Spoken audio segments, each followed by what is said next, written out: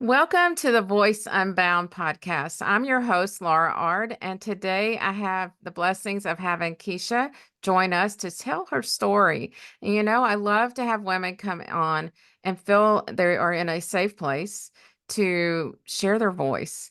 So many times we start withholding because we're afraid. And she just told me before we jumped on that she's open. She will share because she knows the importance of others knowing her story and how she came through that. So, Keshia, welcome today. Thank you for having me, Laura. I'm so happy to be here. Yes. So let's go back. Take us back about where you came from and where you were born and a little bit about your childhood and how that was for you. So, um, I am originally from Greenville, South Carolina. So good, Southern USA girl. Yeah. And I grew up preacher's kid. And also technically I am the youngest child in my family, but my brother is 10 years older than me. My sister's 12 years older. So I did not grow up with a brother and sister. I grew up with four Oh, parents. wow. Yeah, I would say so. They were quite bossy, I bet. Yes. Yeah. And for me, you know, it's so funny because we talk so much about women's stories and overcoming and all of that. And oftentimes we think that that has to be associated with some big, huge trauma. Right. And I had some things in my childhood that were not the healthiest, but for the most part, I grew up again with my brother and sister. My parents are married. They not too long ago celebrated their 40th wedding anniversary, so Oh, they've been together congratulations. forever. Again, my dad's a preacher. My mom was a Sunday school teacher. But, despite having so many things set up well for me, and I grew up, fairly probably the middle of middle class, you know what I Yeah. mean? Like, we weren't Yeah. a rich family, we But you weren't a weren't poor poor, family, poor. but Yeah. yeah, but our needs were met. Mm. And despite that, one of the things for me that was a recurring theme in my childhood is my parents worked so hard because Mm. they grew up very poor, both of them, and they wanted to give their kids the things that they didn't have. Right. And as a result of them both working all the time, and then also being so much younger than my brother and sister and everything, there was a lot of times that I felt like I wasn't getting the attention Yeah. that I wanted.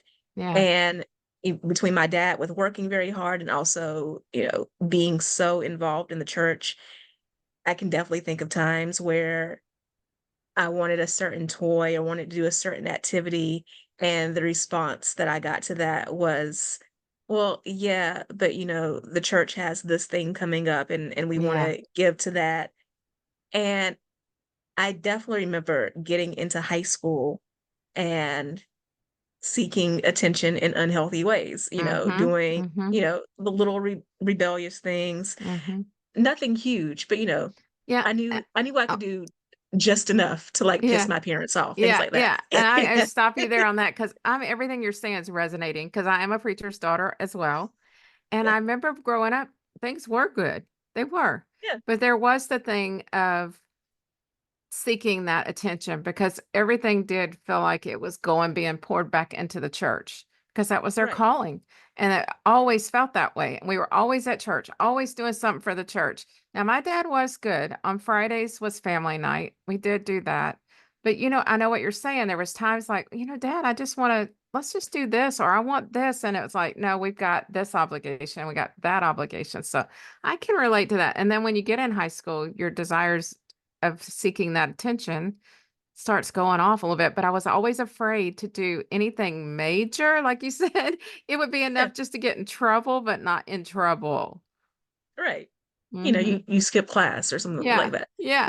Yeah. Yeah. Um, and for me, that also, led to dating and not being in the healthiest relationships, and I can say even with that, Hmm. thank God for my mom because I definitely know stories of when I was in high school, there was a girl at my church who got pregnant at 12 years old, Hmm. Oh, that's you so know, young. so young. And I thank goodness for, you know, my dad being a little bit more stern and harsh, but my Mm-hmm. mom being like, I know you're a teenager and you're going to do things that I don't agree with. Mm-hmm. Let's not compound stupid mistakes. You know, she Yeah. talked to me Yeah. about, I like that. I like that. Don't compound stupid mistakes. That's a good one. right. I'm going to remember that. Yeah, she talked to me about like dating and how if I was going to be in relationships and you know protecting myself and all Mm, of that and wanting to meet the people that I was dating and all of that. So you know, my dad didn't want me to date at all. My right. mom Of was course like, not. "What?" No. Right. My mom was like, at least if I can meet these guys and know who they are and everything like that, there's a lot more protection that we have for you if we at least know who Yeah. you're interacting Yeah. with. And still, though, Mm, being in unhealthy relationships because yep. I was seeking attention and all of that, at the same time, you know, my parents were also counseling other couples, Mm-hmm. and helping them with their marriages. And hearing some of those sessions, learning from them, because of course my dad wanted me to go into ministry too, so Oh, he yeah. wanted to Of like groom course. me into Yeah. that. Yeah. Yeah.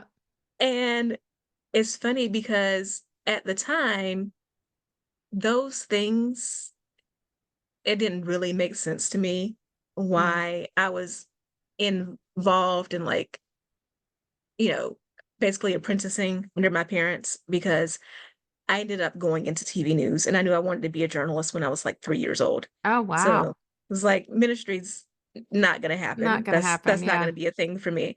And then even being in relationships that weren't the greatest, I always kind of knew and didn't know. I was like, okay, I get that there's a part of me that's like that wants to like date the bad boy and all of Yeah. that. And Well, then there's other part did of me you that was ever like, when you were dating, and I know I'm interrupting, but it just comes to me no, you're fine. when you were dating, did you have that in you feeling like I can change them? I can make them a better Yes, of course. person because look what I come from, the influence I have. I can change them. That was me too. I was like not dating the healthiest of a relationship type guy. And why I seek that, it's so weird. You usually seek someone like your father.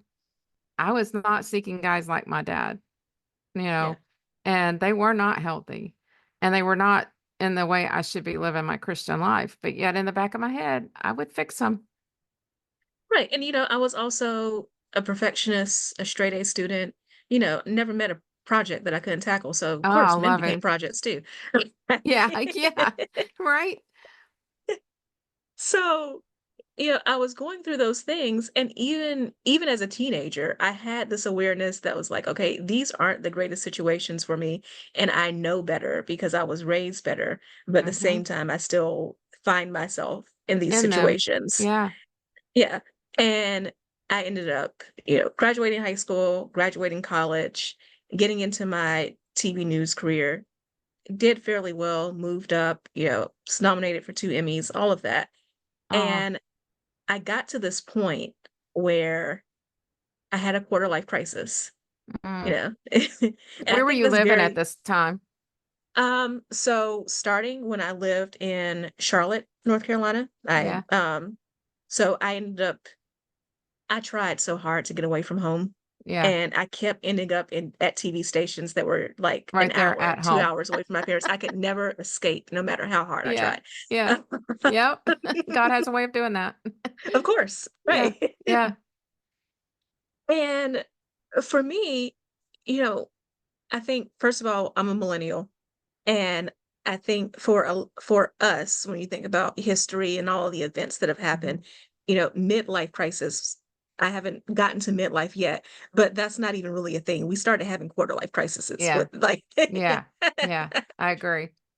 so I had mine and I just remember everything feeling not right. Mm. So dating wise, I was in this situationship that was That's a going good nowhere. word. Yeah. Yeah.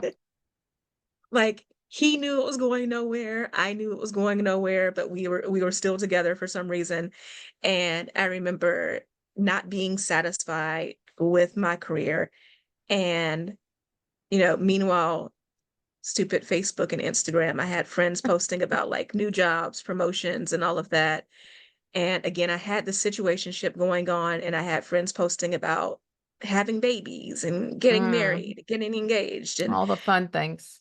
right. And I was planning a friend's bridal shower, and I just broke down crying. Oh, And I started crying all over right. the invitations that I had to redo. Oh, And no. and I remember telling God, "You know what? I don't even know what I want in life right now. Mm. Just not this. Yeah. Just not this is what Doing I it for want." everybody else. Right. Their dream. Yeah. Right. And I started, I started seeking, I'd already been in therapy before, Yeah. because as a teenager, I also dealt with eating disorders and all of that. And Right. again, thank God for my mother getting me into therapy. Mhm. Um, so I had sought that before. I also started, seeing a life coach. I started reading the books, listening to the podcasts, Yeah. delving Yeah. into that whole self-development world. And I decided that I wanted to become a coach myself. Mm. And talking about how, God always puts the pieces together Mm. of everything and doesn't waste anything. For me, I started out wanting to help women with their careers, Right. but so many women came to me mentioning relationship issues. Mm. And I started realizing that everything kind of flows out of relationships, and they're all related. Our romantic relationship, our relationship with God, our relationship with Mhm. ourselves, our relationship with our families, they're all related, and they Mhm. affect our careers. They affect our Yeah, health, when everything something's out of else. whack or unbalanced. Yeah. Yeah. Yeah. And it started to make sense to me about, my parents and how they counseled other couples, and I grew up in Mhm. an environment with that, and my own past relationship history, being able to use that to help other women. Mhm. Mhm. So you started that what year did you start your coaching business? So I started coaching in general in 2018. Mhm. And again, like, I started with helping with The career career and part. all of Yeah. that. Right. So by 2019, I was completely like all in as a dating and relationship coach. Awesome. And that's neat how you started that way though, because that helped show you where your true calling was, is to go into the dating and the relationship part of it. So it had took a little while for you to see that, but that's okay because it taught you during that time. And like you said, God, all pieces of the puzzle, he gives us to learn from. And then it all comes together. So in the coaching, what age bracket of women you think you talk most to? So I always say that I wanted to be the woman that I so desperately needed when I was going through my quarter life crisis. Mm-hmm. So the majority of the women that I work with are my age and a little bit younger. So we're talking 20s into 30s. Mm-hmm. But I have a few clients who are, you know, later 30s, Yeah. 40s, 50s. Yeah. And I also just think that that has become a product of a society where we're more open with Mm-hmm. talking about problems and talking about issues, because I feel like a lot of women who are either Gen X or boomer generation, those women grew up in a time where You didn't you didn't talk. talk about your Mhm, problems. Even thinking about church, and, for me as a Black woman, particularly mhm. in the Black community, you hear a lot of, we don't go to therapy, we go to Yeah, church, yeah, right? yeah, And I think now that we're starting to become more open, people speak out about it. Even for me, I will say something in a conversation with someone. I'll say, "Yeah, that reminds me of something that my therapist years ago said." and they And look at they'll you. stop. Yeah. Yeah, And they're like, "Wait, therapy? What?" uh-huh, And yeah, and I'll say, Yeah, throughout my adult life, on and off, I've gone to therapy. These are some of the things that I've learned. These are some of mhm, the tools that have helped me." mhm. And being able to give that testimony and to Yeah, witness, that's and for huge. people to see she's not crazy, she's a Mhm. quote unquote normal person who went to Yeah, therapy, yeah, and they're like, "Oh, okay, maybe this is something I can consider as well." right. And I've always liked having that availability, but I learned after, I guess, over the last 5 years, the importance of having a coach. People don't really understand the relationship you can have with a coach, and it's kind of different. It's a different level of healing and being with someone and having that space to be in a safe place and be open. Because I'm sure that's always like a fear for anybody. Well, like, how much do I really tell her, and how much should I go there with this? And in order for you to help them, they've got to be open. It's a decision they have to make when they sit down with you and be coached by either one of us. I am a 180 method coach, and that's a healing process through Christ. And we're always healing, right? It's not a one Yeah, and done, because you went to therapy and you've read the books and you've listened to podcasts, but you're still healing. of There's course. things in your life will always be healing, but you are healing. You made the decision. And I know that instead of just healing versus dealing, so many times people are just dealing through life. Surface living is what I call it, We're just surviving. We're not going to go deep, because if we do, then we have to look at it and we have to heal from it. And they're not ready. But once they have a coach like helping them realize their relationship thing, they have to heal first, get their self right before they can be in any kind of relationship, right? With God, with anyone. They have to work on their self in order to be open to that healing. So your work is, I'm sure, helping many women through this time in this world. And even Yeah. building a relationship with someone is hard. No, there's so two things I want to say about that. So one, I remember being in college and being in a campus ministry, and I went to the University of South Carolina, go Yeah. Cops. Uh-huh. Huge football fan, all of that. Yeah. Good. That's good. And I remember going to campus ministry, talking with one of the male leaders in the ministry, and him saying that he would never go to a football game because he thought that there was too much temptation there. Mm, And people need to do them. Like, no judgment here. But at the same time, for me personally, this is one of the things that I feel I really have to contribute as a coach, is mm-hmm. that when women come to me, one, there's a lot I've done myself. Two, I've always had a very diverse group of friends, Mm-hmm. who've done way more than I have. Yeah. Yeah. And and I say that because I am very intentional about it being a no judgment zone. I Mm-hmm. want women to come to me, and I think this is also having a background in TV news, I've Mm-hmm. also seen a lot I through bet that. you have. Yeah. Right.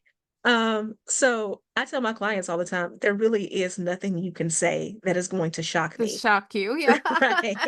I'm wondering, has there been one thing? Never. I Isn't have that never been something? shocked by a Right? client.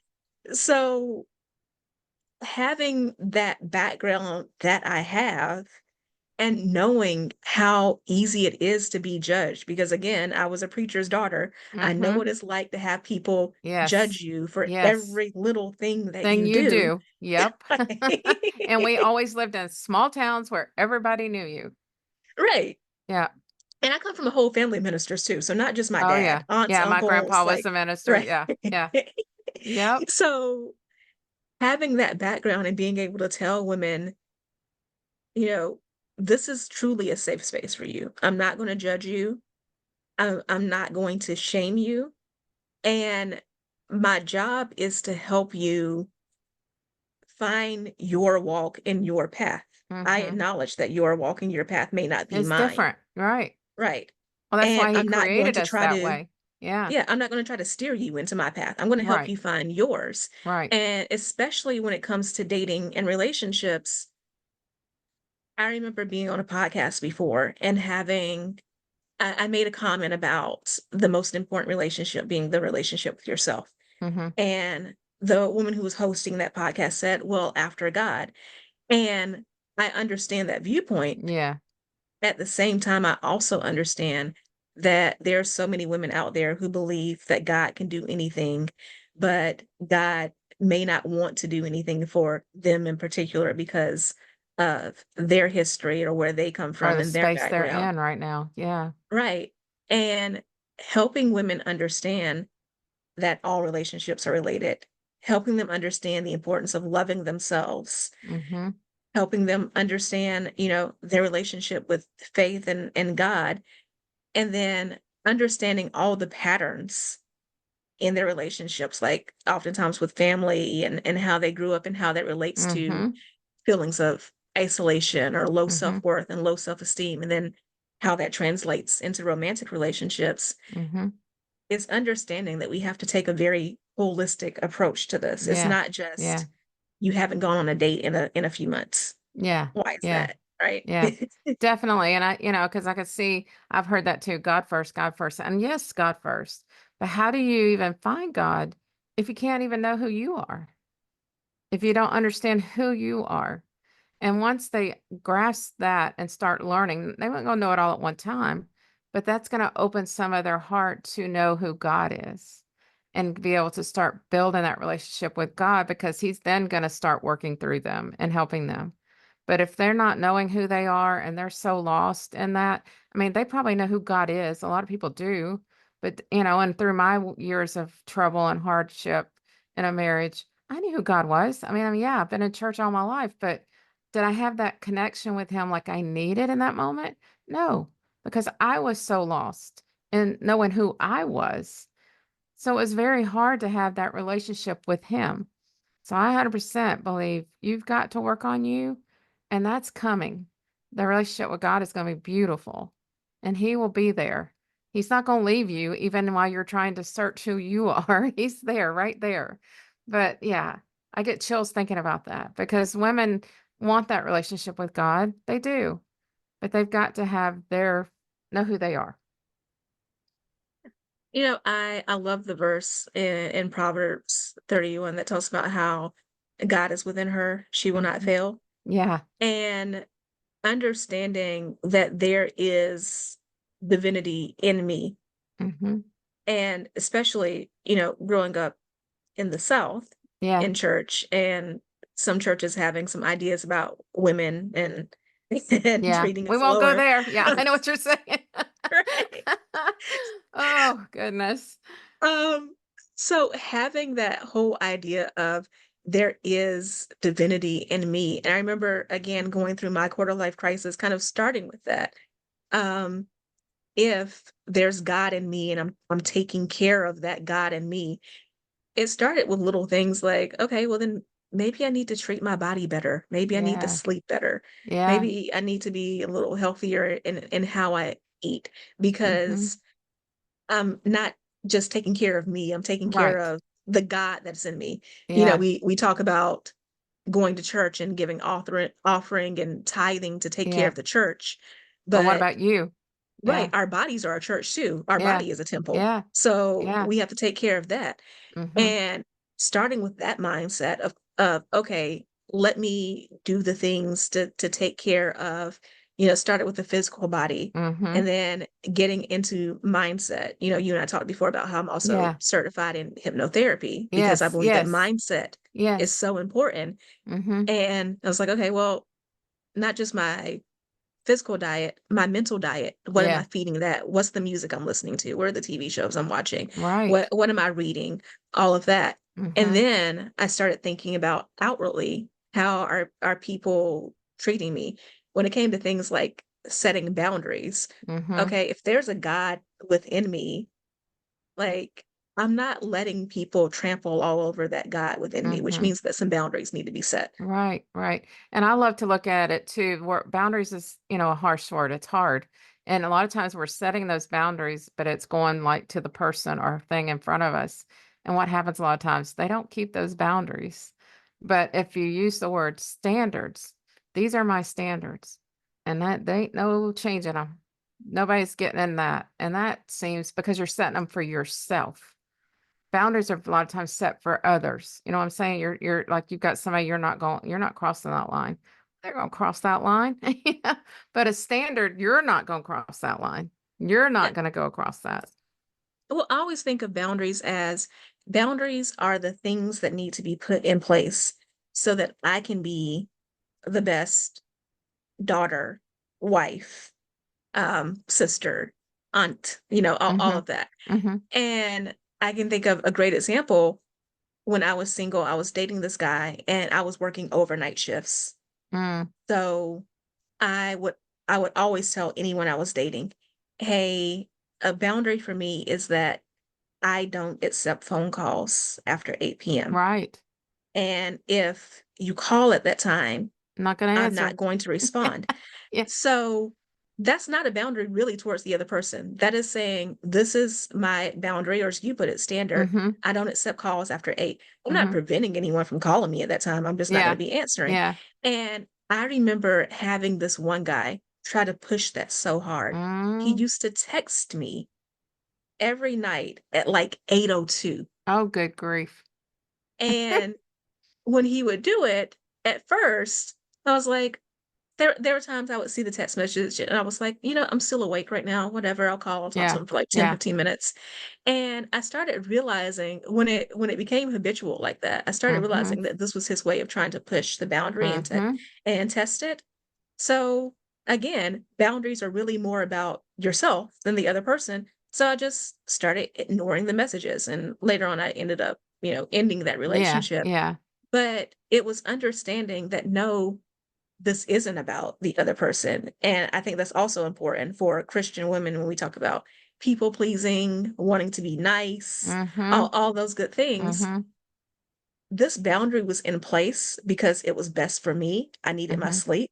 But Yeah. also talking about having the best relationships, I'm not having great conversations if I'm sleepy and grumpy. Yeah. Yeah. So it is not just a boundary for doing what's best for me, but for my relationships, even getting to know the man back when I was single, you know, having this boundary in place meant that I could have good, intelligent conversations. We Yeah. could really 'Cause you get to know felt each other good. very Yeah. well. Yeah. So I'm doing this not just for me, but I was doing that for him as well. And if he can't Mhm. respect that, then that's not someone I need Then to it's be with. not meant to be. Yeah. Not to be with them, right? So you have a family now, you're married? I am married, yes, Yeah. Yeah. How long have you been married? 5 years. Oh, congratulations. Now, do you have any children or Not yet. not yet? Okay. Not time for that. That's in his timing, right? Yeah, and I really have been very intentional about my life in general. Mm, So being intentional about my single season, about traveling the world, building up my career, all of that. mhm. And after my husband and I got married, we've been very intentional about enjoying our marriage, Yeah. working on Yeah. our foundation, building our communication skills. And so we're at the point now where we're discussing family and those next steps, but we're doing it now from a place of he and I are solid, Yeah. right? You So we know. can be Yeah. solid parents. Yeah. Yeah. You know each other better. You know your habits. You know things.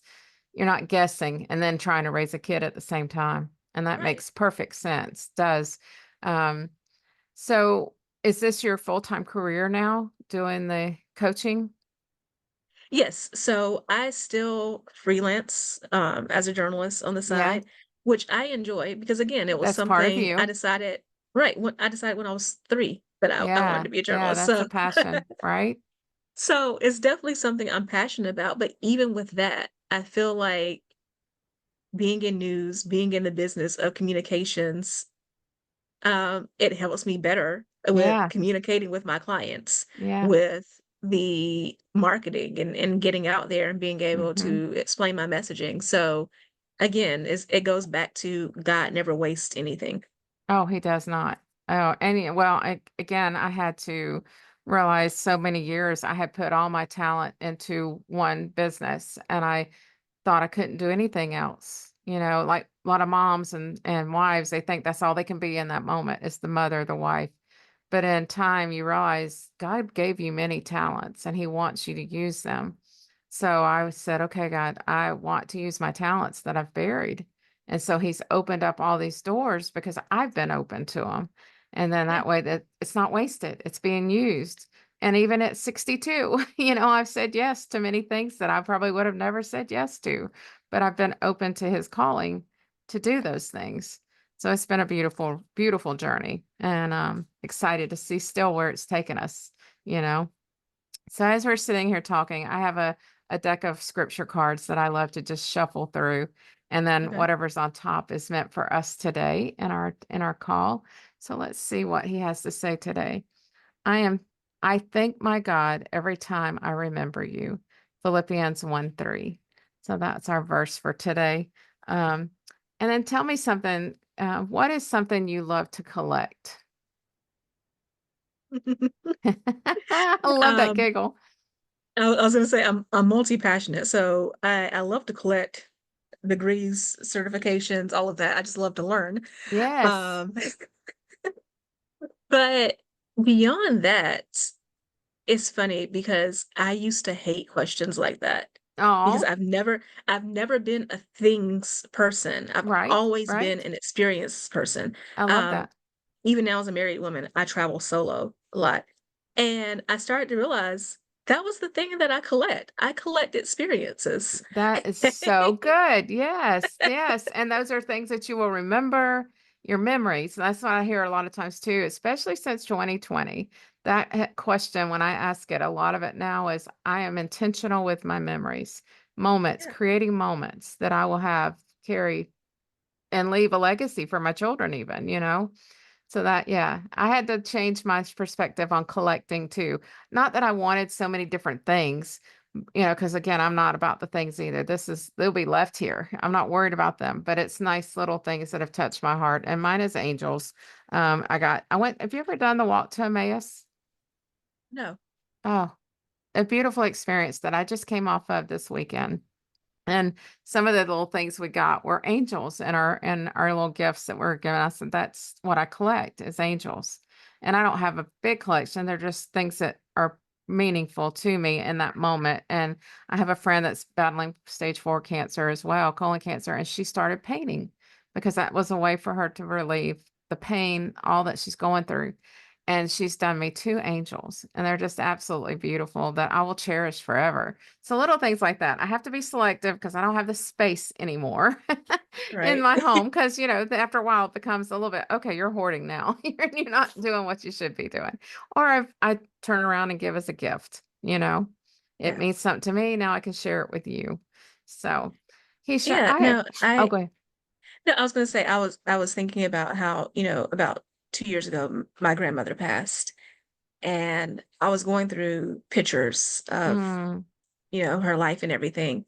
And she and I were incredibly close. yes. So thinking about like how grateful I was to have those pictures. And even now, like this past weekend, I took my mom to see The Lion King is performing off Oh, Broadway now. fun. So Yeah. it came to Greenville, South Carolina. I took her to see it. And I made sure while we were there that we took a selfie. And Yeah. I know some people will like groan and be like, oh, like you Nope. have to have your camera out for everything.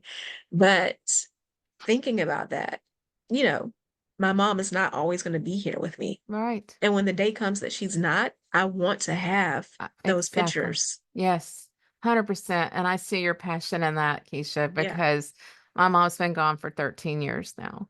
My grandmother's been gone for a couple. She lived to 100, and her and I were like bread and butter. I mean, we were just so yeah, fun together. I loved that woman. And of course, my mom. My mom and I were super close. And I am a picture taker. You will see this camera out at all things because I want yeah, to capture those moments in the moment, and that's what I cling to. I love it. I love to go back and say, oh, I remember that moment. I remember what we were doing. I remember the words that were spoken.